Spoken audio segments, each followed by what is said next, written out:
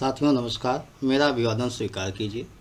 मैं Arvind Kumar, national Nyudi party से।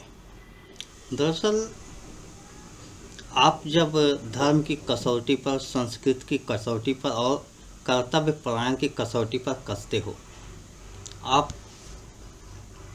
भारत में हो, भारतीय सांस्कृतिक व्यवस्था को मानते हो, उसमें भी अगर सनातन को मानते हो, हिंदुत्व को मानते हो, तो निश्चित ही आपको बहुत सी किंवदंतियाँ, लेख जिसमें वेद पुराण आदि मिलेंगे, उस पर आप विश्वास करते हो।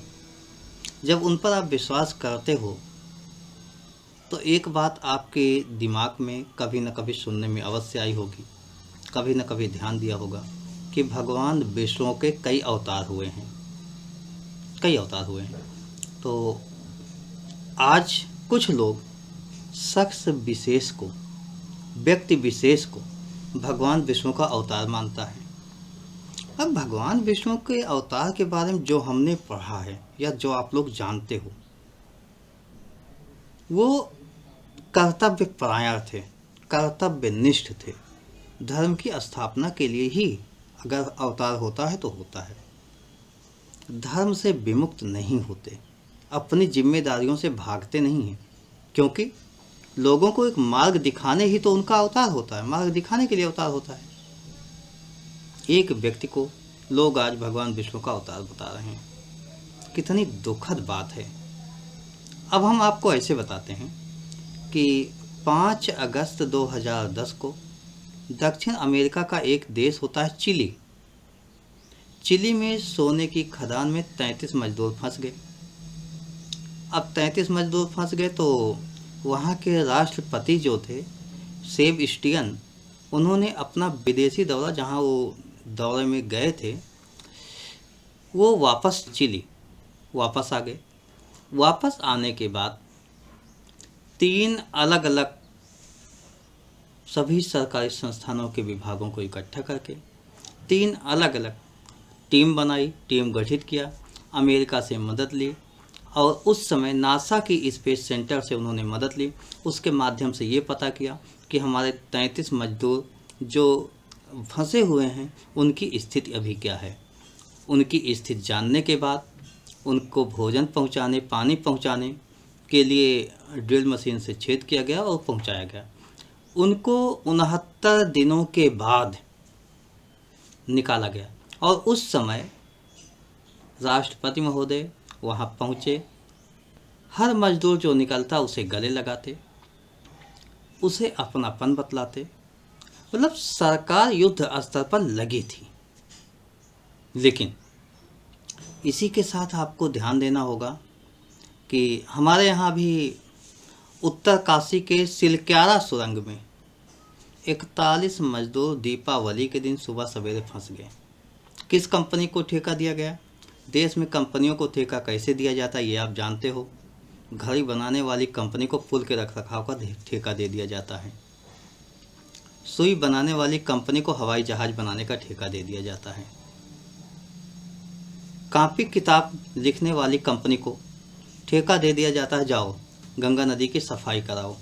मतलब हमारा कहने का उद्देश्य ये है, जिसको अनुभव नहीं होता जिस क्षेत्र का, उसको उसे दूसरे क्षेत्र का ठेका दे दिया जाता है। यानी जुगाड़ की राजनीति चल रही, जुगाड़ की ठेकेदारी चल रही, जुगाड़ की व्यवस्था चल रही है।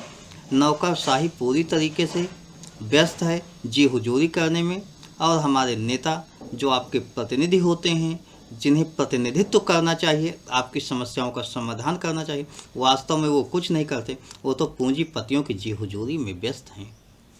पूंजीपतियों की आय कैसे बढ़े, पूंजीपति माला माल कैसे हों, पूंजीपति आगे कैसे बढ़ें, चुनाव के लिए उन्हें पैसा कैसे मिले, यानी उनके लिए सिर्फ पैसा और पैसा, पैसा, चुनाव चुनाव चुनाव है, इससे ज़्यादा कुछ नहीं।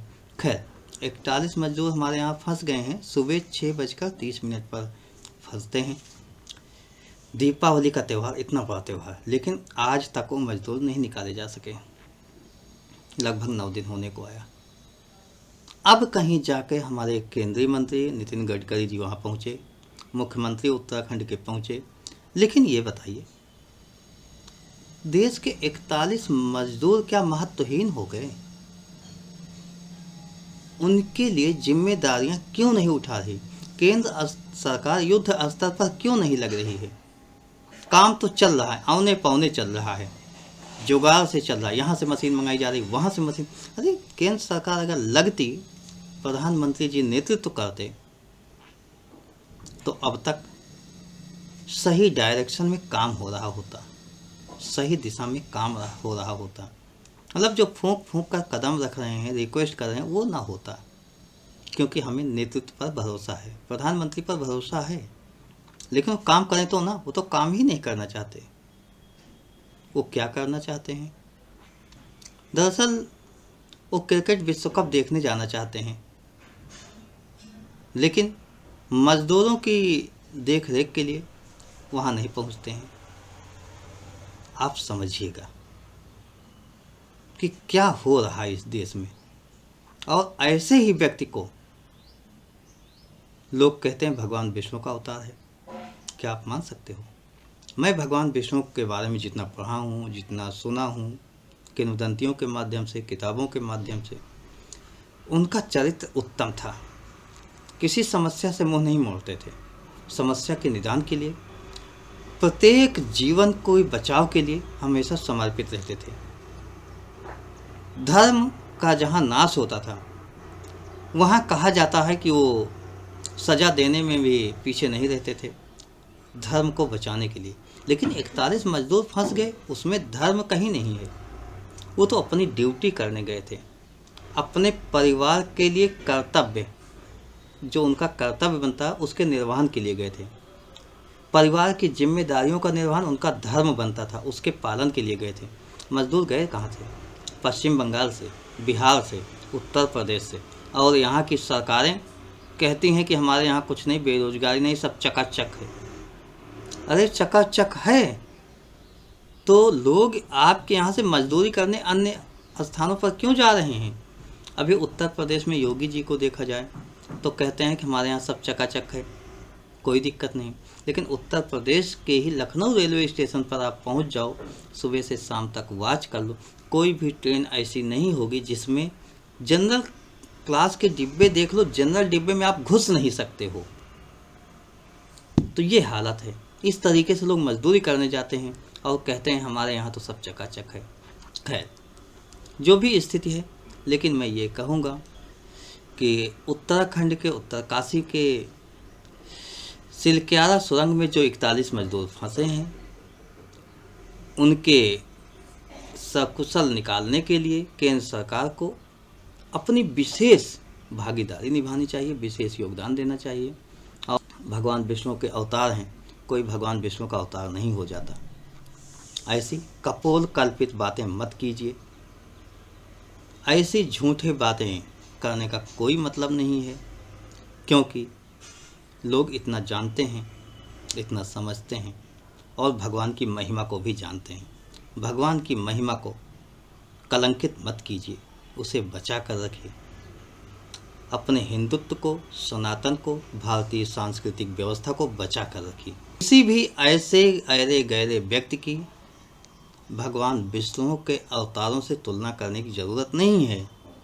किसी को भी भगवान विष्णु का अवतार मत बनाइए।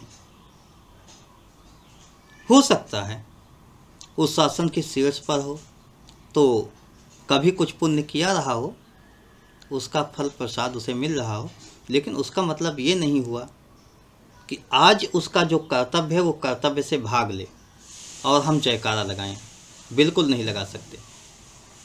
तो आइए 41 मजदूरों के लिए प्रार्थना करते हैं और इस लोकतंत्र को बचाने के लिए अपनी जिम्मेदारियों का निर्वहन करते हैं।